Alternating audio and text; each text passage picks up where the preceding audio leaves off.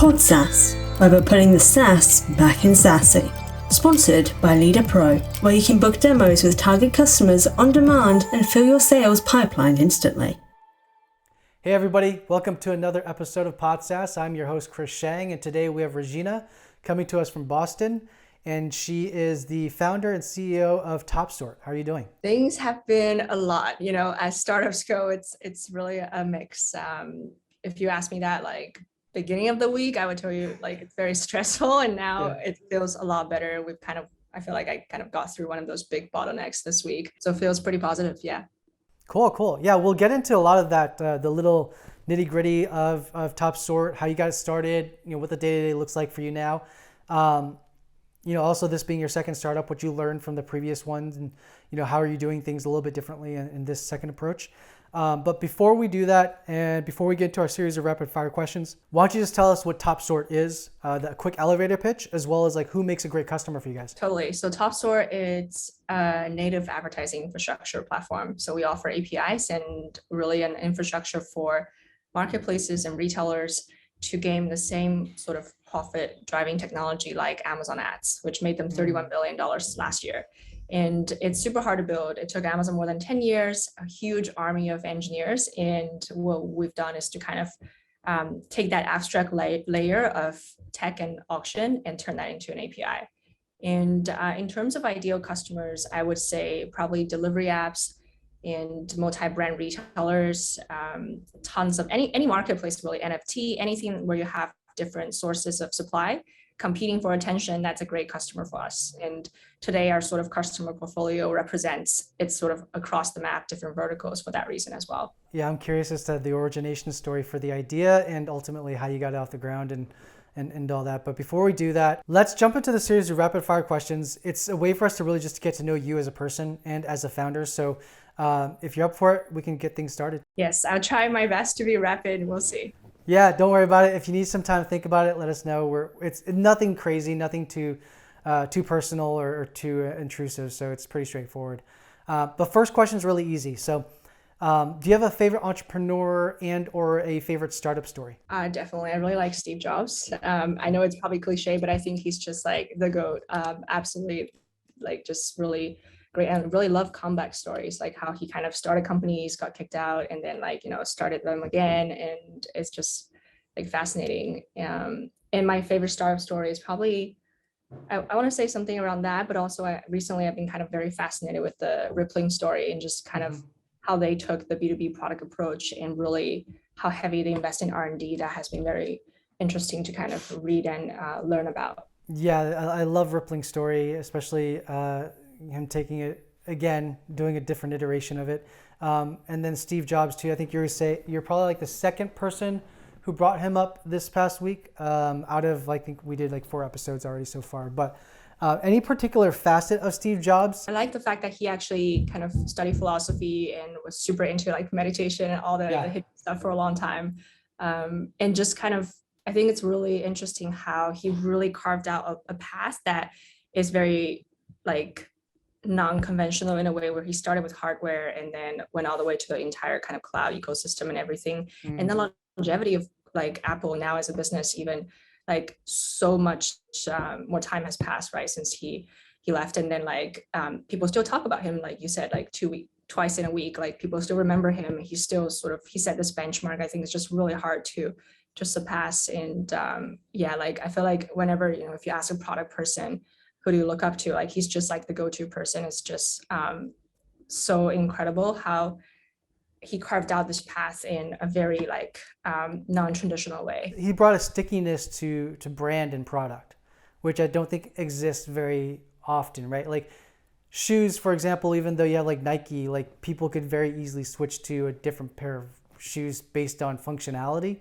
But within the Apple ecosystem, it's now become its own thing of software in addition to the hardware devices that they have. And so it's it was a hardware device, but then created a stickiness around it with the consumer. I don't know if I'll get in trouble for saying this, but I feel they haven't launched too much really groundbreaking products, Steve Jobs, and still it's becoming more and more valuable as a company, as a stock every year. And I think it speaks to kind of how much he really was a forward thinker in that regard. Here's another question. This is a question, to take you back more towards like 8, 9, 10 years old.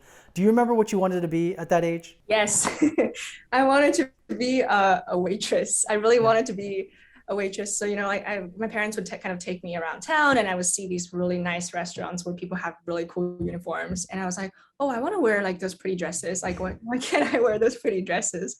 And my parents were like, oh, you can if you just become a waitress. So I was like very into that. I don't know, that was kind of my big aspiration. And at one point when I was a teenager, I really wanted to go to Korea and become a K-pop trainee. Oh, yeah? That was the other one. Yeah. So kind of like fluctuated a few times. And then eventually I settled on maybe I want to start my own business. But yeah, when I was much younger, that was kind of the aspiration. For that K-pop aspiration, were you able to, or did you take dancing? Did you know how to sing? Like, do you have a background in the arts too? Yeah, I think my parents are the typical Asian parents that really try to kind of push you in every single direction to see if you have any singing talent, painting talent, Yeah. everything. And then I tried them all. I kind of did ballet, I did singing, I did painting as well. And yeah, like I don't think I'm particularly good at any of those, but it kind of got me like excited about the idea at some point. You're fairly young. Okay, so like how far removed are you from college right now? I'm 24 and I Okay. graduated 3 years ago. Okay. So yeah, you're fairly young. But that said, right, like even at 24 and going through two startups, this is your second startup now, right? It's like, um, this question is the question is, what has been one of the most painful experiences? And I'll provide context to that because I think a lot of exponential growth typically comes from being in places of extreme discomfort. And I think that's because it's forcing us to problem solve and think super creatively when our backs are against the wall. Has there been anything either personally or professionally that's been one of those kinds of like painful experiences that you've gone when you're going through it? Maybe it was like, oh, this is like the worst thing ever. But then, looking back in hindsight, it's like that was an extreme defining moment, in my life, and it shifted my perspective entirely. Definitely, it's super clear which one it is. So Yeah. um, towards college, I had, so I started the first startup. It's a consumer startup when I was in college. It actually started as a class project. And then I kind of kept working on it for 2 years, like junior year, senior year. And then 1 year after school, I was still working on that. And around kind of, I had a deal with my parents. It was like, hey, I'm going to not find a job and keep working on this for a year after school and see how far I can get with this. And around, I think April-ish, it's about coming up to a year since graduation. And it was becoming pretty apparent that it wasn't going to be this huge thing that I thought it would be right away. And it would require way more capital that I just wasn't able to raise as a solo founder, just out of school with no track record. And around that time, I kind of had a really big conflict with my parents that I just never really experienced. They kind of always sided with me. And then that was kind of the first time they really pushed back and said, we're not doing this. Like we really think you're doing something that's just like not the right track. Like you should give up, and try to talk me out of it. And then I kind of had some, personal breakup happening in my life as well. And just all of that coming down together where I felt like I truly had to grow up and figure out the solution all on my own. And I kind of like just, went to this coffee shop near where I lived in Boston, which is like the north end of Boston by the water, and just like kind of forced myself to really get out of bed every single day, which was hard when you're just like super down. And yeah, I think that was like just a moment where I look back and it was like really, really painful, but I definitely grew a lot from it as well. And what do you think you learned from that moment, particularly that you take with day today? Yeah, I think it just kind of like taught me a lot about how you just need to push through, like when you're super uncomfortable and like things felt like you're just hitting a wall and everything. Like sometimes there is value in giving up, sometimes there's value in like, taking a step back. And I think that was like a really big lesson. And also I learned a lot about taking care of myself, like kind of when it felt like all my support network started to fall apart. And I still could just like, do things on my own and try to like put the pieces together. I think that was a really hard experience, and definitely I actually appreciate it a lot now looking back. Is there anything that you've gone through that particularly motivates you in that kind of a situation to continue to get up, get out of bed? Like was there anything pushing you, whether it was like the doubt or that others may have had that was pushing you, you're turning into fuel? Or was there anything else that you may have experienced before that kind of like pushed you to get up and do that, where a lot of other people might just stay in bed, and they give them the grace for 2 weeks of just like not doing anything. But I think for you particular, anything that pushed you to do that, to continue on? Whenever I'm down, I've learned to just start with the hardware. Almost like I would start by just eating well. I would realize if I'm just like, I feel like I'm completely out of it, and I'm so like, yeah, sometimes you just kind of feel like you're in a rut, and I would start by just really start eating well and cooking myself some good meals, and go to bed early, stop thinking about it. I think the biggest thing I learned is just like, if it's past 11 p.m. and you're still worried about something, like sleep first and think about it the next morning. Things just look a lot brighter. And then I think when I start just treating my body right and treating myself, like the physical health and everything right, things start to look better. And then I feel like I'm in a better place to think about these things and stuff. Definitely support network and everything, like people that believe in me and all that really helps. But I think just kind of even being in a place where you really appreciate the support and being able to listen to the really harsh advice sometimes requires you to just learn to be with yourself. And I actually did a Vipassana meditation like a few years back, and I'm pretty big on meditation, where I meditate every day. You've been a founder now twice, right? The second time around.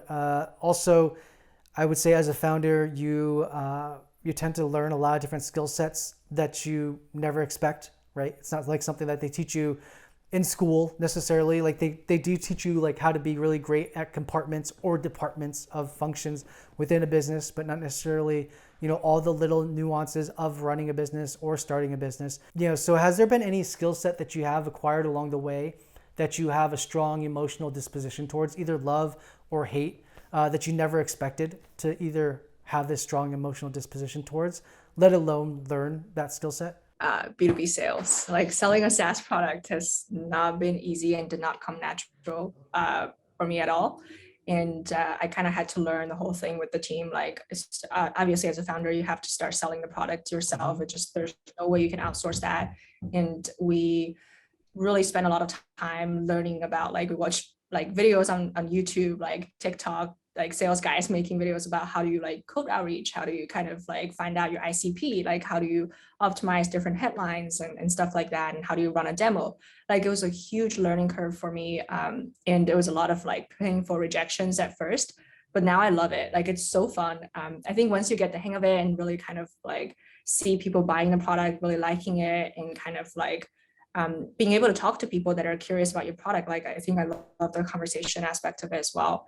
And yeah, it's just such a fun game. It feels like a sport, and I never thought I would like it, but now I think I'm just like, I have huge respect. I didn't really understand how much work would go into sales, and how much like it's a science more than just like a skill. It's really an art and a science, and I just have this huge respect for like salespeople now. It's like really, yeah, it's very interesting. That said, this is more of a personal question, but what's one of the more ambitious items on your bucket list? I don't have too many things on my bucket list. I actually feel like when COVID happened, I kind of look back and I'm like, I'm really glad I went to all the places. I traveled a ton before COVID. And I really like, I was not like I was studious, but like I wasn't like kind of just only school. Like, I really utilized all my break, all my vacation. I went to a lot of places and stuff. And I was very like, when I was 18, I took this 6 months gap semester and went to Europe and kind of partied a lot as well. And I just, because I skipped 2 years of high school. So I was like, oh, maybe I can have like some time back. I kind of went through a period where I was just really trying to figure out what I wanted to do with my life and my time, and not rush it so much. So yeah, I really kind of look back. I feel like I had a great time, and like, I don't feel like there's anything particular on my bucket list. I'm not very into like extreme sports or anything as well. Like, for me, I have a lot of, I appreciate a lot of the small things in life. And yeah, it doesn't feel like there's a big gesture I need to do to get it there. Last question here before we kind of just talk a little bit more about your personal journey, but it's the idea of legacy, or the impact that you would like to leave on this planet before you leave it, and any semblance of what that might be. I know you still have quite a ways to go. So, but it'll be interesting to hear your perspective because I've heard I've heard probably like the oldest gentleman that I've had was like late 60s. And so his answer was very like poignant in terms of knowing exactly what he wanted to leave. And then there's a lot of in between there of like, oh, this would be nice, but a lot of different variations. So how about you? Anything you've thought of? I wish when people think of me, they have a smile on their face. It's really simple. I just kind of really want to make everybody that I come across, like cross path with, to feel just a tiny bit happier and better if they think about me. All right, cool. So we're done with the rapid fire questions. It wasn't too crazy or painful, right? But I would love to kind of like just touch on a lot of the other things that before you got to like Topsort, how you started the idea for it and starting the business itself.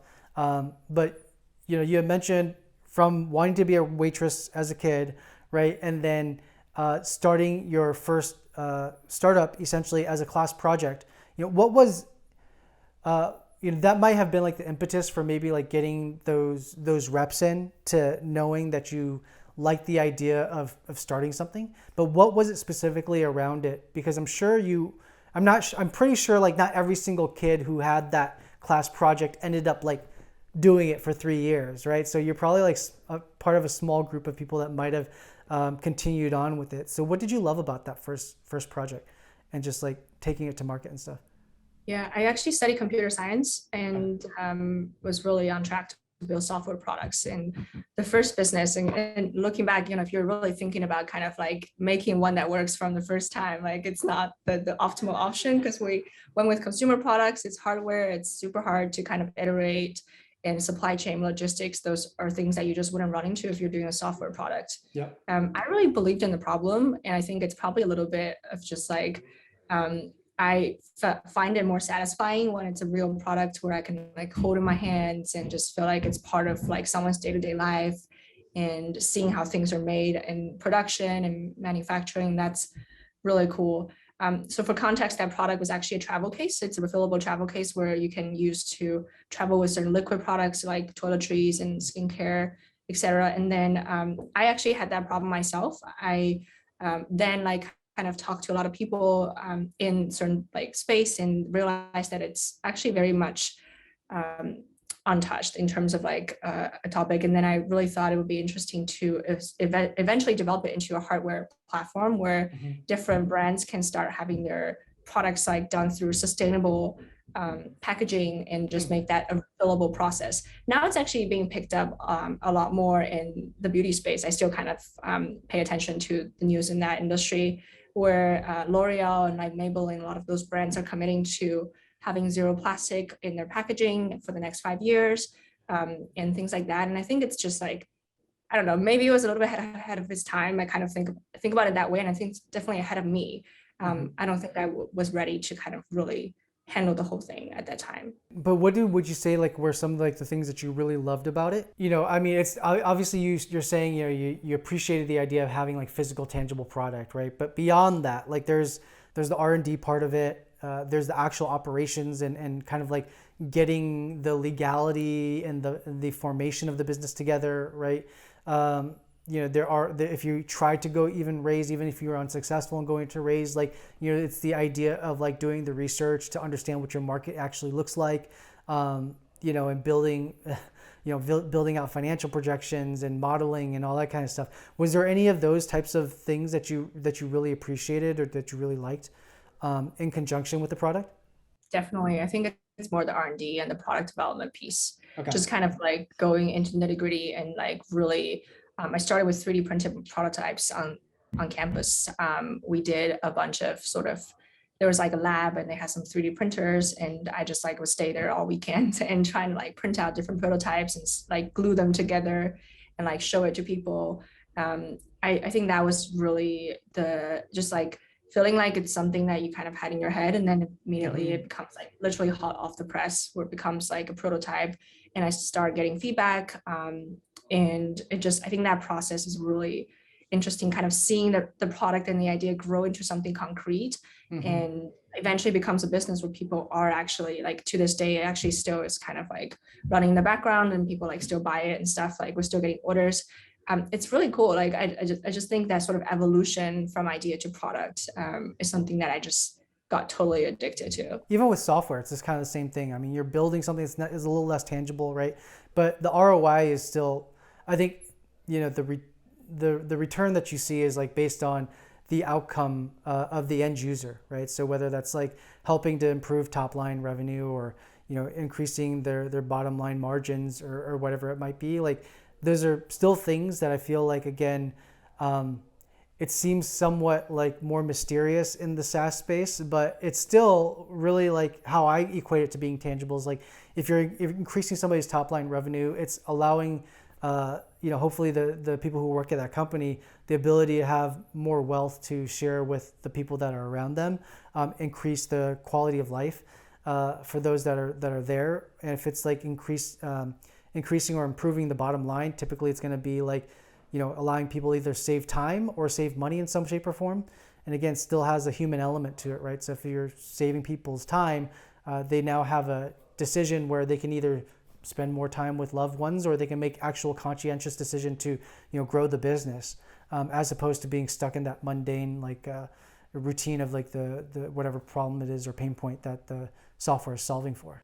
I love customer feedback and customer like testimonials and those like conversations. Like, yeah, totally. I think those are like really fun. And like maybe, if the company becomes big enough, I would just put all my time on customer support. It's just like, I think it's super invaluable, the learning experience when you talk to a customer. I agree 1,000%. I mean, we always we have a growth marketing agency, and that's one of the things that we always do, which is like do a lot of research in the very beginning, ask the target ICPs like, is this a really big pain, whatever our client's trying to solve for, and how would you actually rate the pain? If it's not that big enough of a pain point, people aren't going to pay for it, right? Like, but if they're all rating it like 5 out of 5 on the pain scale, they're going to pay you something for it, right? So I think there's a lot to be learned from those conversations, especially in the early days. But for whatever reason, not every founder does that, number one. And number two, they may not think of doing that. But the ones that I've spoken to that have gone and found the most success, I feel like, or outlasted the rest of other founders, those are the ones that do a great job of listening to user feedback and iterating the product and prioritizing things on the roadmap to service and provide value to the end user, which is super cool. I'm glad that that's something that you picked up on. So let's talk about Topsort and how did you go from the first startup to then with Topsort. I saw that you had a little bit of like work experience in product after your first startup, but like it wasn't that long where you just decided, I guess, like to do another startup. So talk about why were you itching at it again, number one, and then maybe like number two, the impetus for the idea. Yeah, honestly, I think I'm a pretty bad employee. I was, so I actually, yeah, after the first startup, I kind of like being in Boston and sort of with a computer science degree and really knowing that I don't want to be coding all day long, it was like product makes total sense. And I really was fascinated with the idea of product and building whether physical or software products. So I actually kind of, I had a few software like product management gigs here and there. One of them was for a pre-IPO company that was a Vista portfolio company. And they were like kind of right after they did a bunch of mergers and acquisitions and trying to turn it into like the classic one platform project.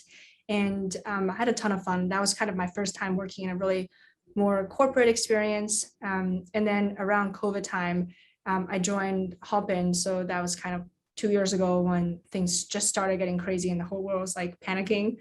And I sort of met the founders and then heard about the story. I really liked the product. That's the other thing. I kind of like was interviewing a bunch of places and I just like totally fell in love with product.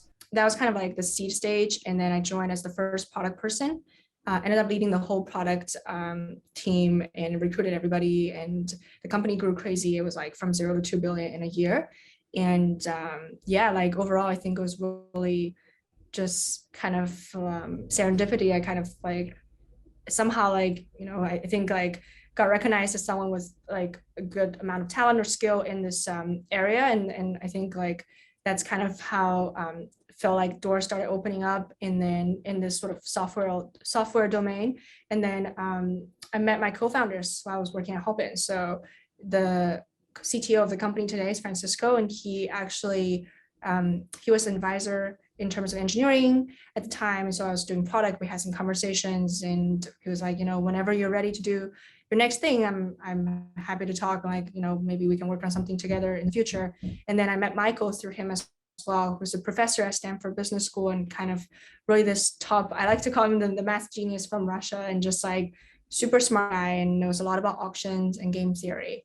And we started talking about ideas, but I just didn't feel ready. For a while, I just felt like Hopin's thing needed to run its course.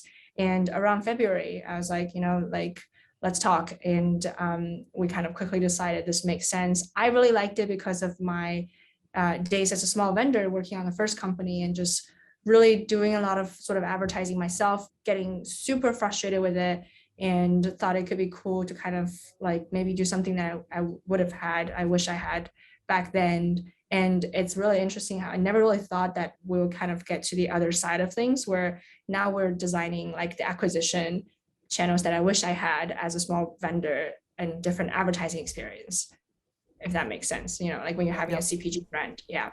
So how did you guys come up with this idea?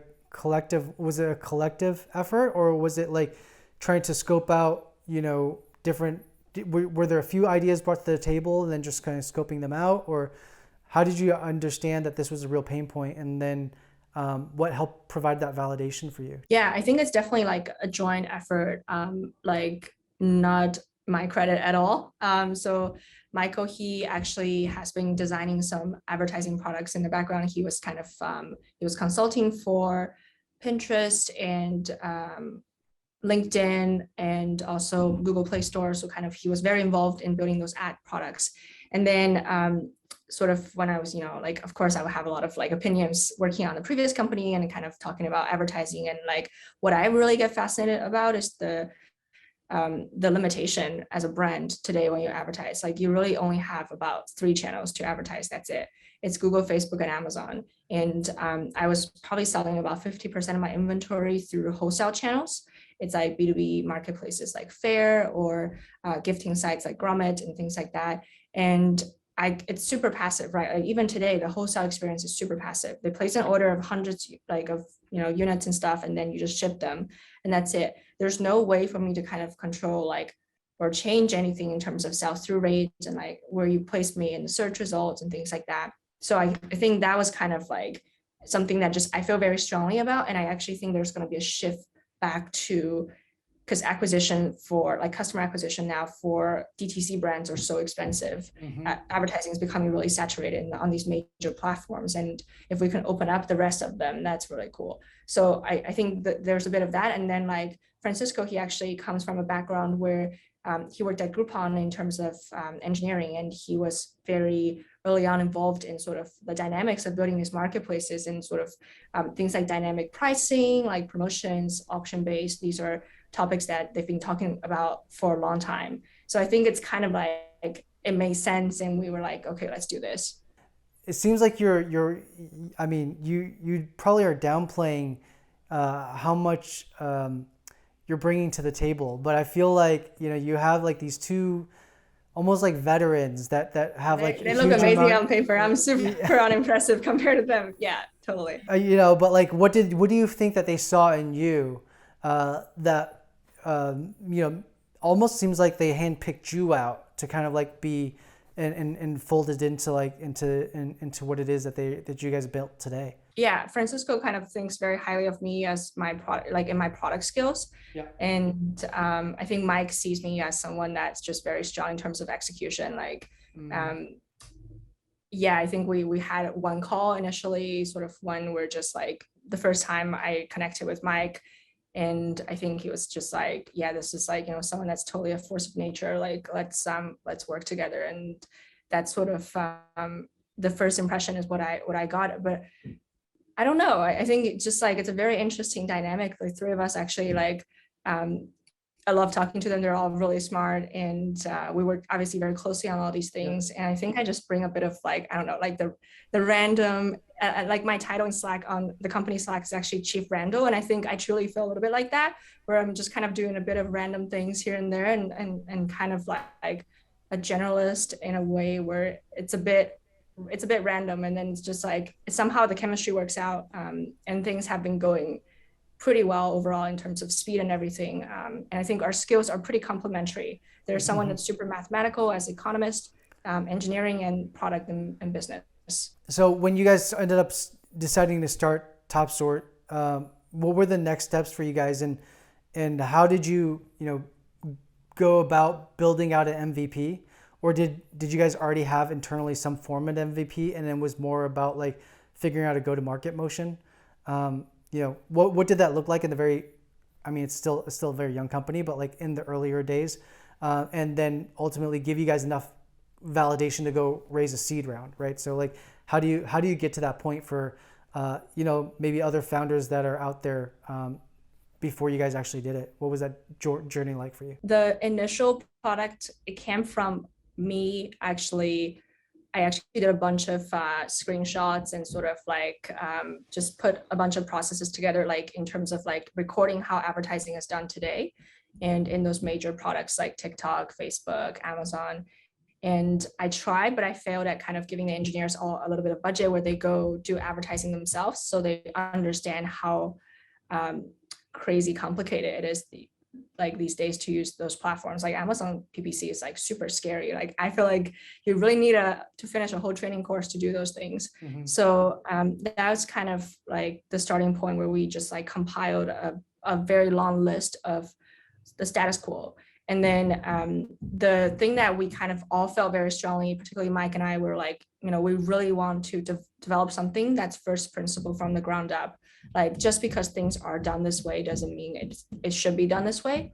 So we kind of like really broke it down into pieces, like what would you like to see as a vendor? Like how does a marketplace manage ads today? Like, does it make sense? Just because it worked for Amazon doesn't make sense that it works for a 15 million site, like GMV site that's really in the middle of like Central America and things like that. I think that took a bit of time to kind of explore and figure out. And we had one engineer that was a freelancer that we worked with, and I kind of started describing the problems, and sort of we were just like all day jamming on the design and sort of what would the dashboard look like, what does the user flow look like. And after we had the first few mock-ups ready, we started kind of building on it right away. Fortunately, we do have a really good engineering team, even like just with Francisco. He's great at recruiting engineering talent. Mm-hmm. And like the product just came together really quickly. The thing that's impressive about a product is actually not its sophistication in terms of like the features and stuff. There's no way we are a year around and we're more feature rich than like competitors that are 6 years old or 12 years old. But because it's very simple, like we always get a wow in demos when people see how simple it is, and they start to visualize their most small seller being able to advertise, and that's when things start to open up. Yeah, absolutely, and that makes a ton of sense. I feel like simplicity is an art of itself. So it's hard because I think a lot of people want to go out and build the most robust thing, but that's not necessarily the most user-friendly thing. Where are you guys now with presently with where the company is at, size of the company, like in terms of where you guys are with go-to-market? Have you guys figured out what the ICP is and all that kind of stuff? And which channels are you guys using to kind of acquire your customers now? That's a very loaded bundle of questions. Yeah. So let me sort through. In terms of the size, we're 40 people. Okay. And we raised around a seed round beginning of the year. It's fairly unconventional for like a seed round. The valuation is $110 million. And fortunately, we had really great investors that kind of like backed us and just really believed in us. The thing that we kind of like to joke about is we actually never really made a pitch deck for the seed round. It kind of just really happened organically with some very strong believers. I would say in terms of the size, so like, we're 40 people, we're all remote, everybody's kind of across the world. Mm-hmm. We're actually doing an offsite, first time meeting a bunch of people in person next week in Miami. I'm super excited about that. I think it'll be really fun to kind of meet people in real life and just now COVID seems to be a little bit more of a thing that everyone's getting kind of tired of. And then in terms of customers, we have about like close to 20 enterprise customers today. A lot of like a pretty strong pipeline. It really comes from a lot of like outreach, and we start to see an inbound. I think right around the time we announced funding, we start to see a huge influx of inbound, and like it's really both today. And a lot of retailers in Europe and sort of across the world and start to see value of us. And then delivery apps and like sort of home goods, those are certain verticals that we do pretty well. And we definitely want to double down on as well. And recently we went through the transition of having a sales team. So we were kind of selling everything myself and Francisco. I think we're getting to the point where we're like, let's just automate some of these and like, maybe we should like start using CRMs. We didn't use anything like CRM before, and everything was in Notion. And now it's a little bit more like, hey, let's build a team and sales team. And it's been super fun. Like, I'm really proud of the whole sales team and the engineering team, like just kind of the talent and the level of dedication that we're being able to build in this culture. I think it's very resilient and strong in itself. And the reason we're actually doing this offsite is because I realized everyone worked so hard. Like we kind of like self-selected people that just work so hard that they don't know how to take breaks. And then I don't want them to burn out, and was just like, guys, let's all go and chill and like, go to the beach. And that's sort of like where things are today. A couple of questions here as we round out the end of this is because we're hitting the top of the hour. But one is, how do you approach the idea of building a culture, right? Obviously, that's I think as a CEO, like that ends up being a lot of the responsibility is really about how you manage people and how do you build the idea of culture and squeezing as much out of people as possible. But again, making sure that they don't burn out. But finding the smart people that are really hungry to, take ownership and accountability over their role. Culture is this very subtle thing. It changes really fast. Like it can get much better instantly and it can get much worse instantly. Mm-hmm. I found if there's one thing, I actually feel like firing the people that are just like very clearly not going to work out early on and do it in a really nice and transparent way has actually contributed a lot to our like culture. Because I think everybody, like every company can recruit good people. Like it's not, if you just like recruit a bunch of people and you say, and you start to see everyone say the same culture, right? Like, oh, we're transparent, we're honest, we're hardworking, and like we're self-starters and things like that. But like, I think that the thing is that when you have like, especially at our size, like people really look at each other, and like when new joiners come, they look at examples on the team. And one bad hire early on, it's sort of what I observed at some other companies I worked at before. I really felt like it just makes such a huge impact, because then they bring this behavior pattern and they refer other people, and it just starts kind of grow exponentially, and it lowers the bar of what's acceptable on the team.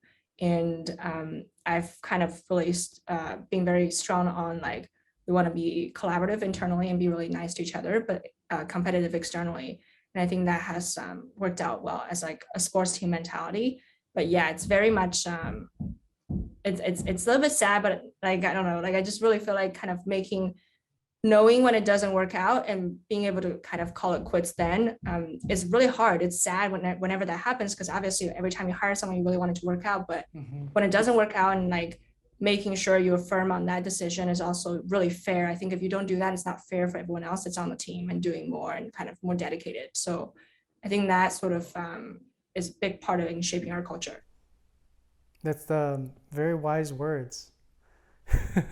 I don't mean that in any other way other than those are very wise words. I feel like there's a lot of other people I've spoken to where that they agree with that in sentiment, but like didn't speak about it with such conviction, or as eloquently as you kind of just put it. But I strongly believe in that concept as well. I just want to share this story. Yeah. Like we had this salesperson that was, he would like early on, it didn't work out, and he would go on these sales calls. He was our like very first sales hire. And I was trying to figure out like how to do sales at the time. And then he would go in calls and just sort of like never ask questions. And it was like super code. And I was just like, that's so strange. And he never follow up. And like, that's before I really understood how sales worked. And I just thought it like hot deals were turning cold, but I was really scared to kind of like say, hey, is it not working out? Or even ask him like what's going on, because we only had that one sales guy. And I was like so scared of like that not working. And then when I talked to him, when I had the difficult conversation with him, he was like, yeah, I hate it outbound. And like, I just found it so boring. I don't like reaching out to people and code emailing. And I was like, well, I'm glad we talked. Like, it really doesn't work out if that's not what you like. And after he left, it was very mutual. It kind of became a very like, it just makes sense. And then I realized other people on the team started to step up. Like we had an intern that just like became super dedicated in like the whole outbound game, and people started to fill the void, and like good energy came out of it. And that's sort of like, I think that example is what I think of when I kind of feel like having that fear of like, I don't know if I can afford to lose this person in this organization right now, and feeling like the organization actually has some really strength in itself, where it fills the void, people step up to the occasion when things happen. And it was really kind of touching to sort of see all of that. Last question here, and it's where do you see the company in the next 5 years? I mean, you guys are obviously off to the races now. It may be like hard to think about, but yeah, where do you foresee the company in 5 years? I know you're very focused on the day to day, getting what you need to do in this kind of like short tunnel vision. But in your wildest dreams, do you have any idea? My wildest dreams. Yeah, wildest dreams. Yeah, I think it would be like, it's kind of funny, and I would just say, it's like, take it as half serious, half not, and it's just to put the T on the thing. Is really kind of what we joke about internally. We're definitely obviously very long way to go from that, but I think like with the privacy shift in the industry, and sort of the whole kind of like shift in the e-commerce space, there could be an opportunity for another company coming out of it. And it maybe one day not all the brands only advertise with those three guys, and they have a whole plethora of other options to go with. And I just hope we kind of play a big role in empowering those long tail of solutions. So yeah, that's the wildest dream. That's awesome. Yeah, I love that. I agree with you. I mean, I think the privacy concern thing is just, we're only scratching the surface of it right now, in terms of like legalities, and then also just I think like awareness. I think this, from the consumer perspective, we're only now paying attention to the terms and conditions almost, and and realizing that we have we're talking about companies like Apple making it easier for us to be able to opt out of things, by taking a lot of the heavy lift out of it. And I think with, again, with some of the things that are a little bit more public with Facebook and stuff like that, where people are now realizing, oh, these are not just a way for me to connect with friends, but they're watching exactly where I'm going, what I'm doing, and tracking my every move online. Do I really want, them to know that?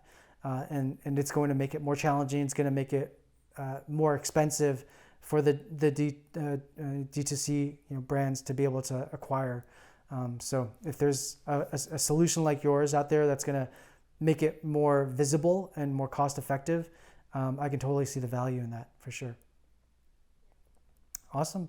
Well, thanks so much, Regina, for taking the time out and out of your busy day to join us and doing this.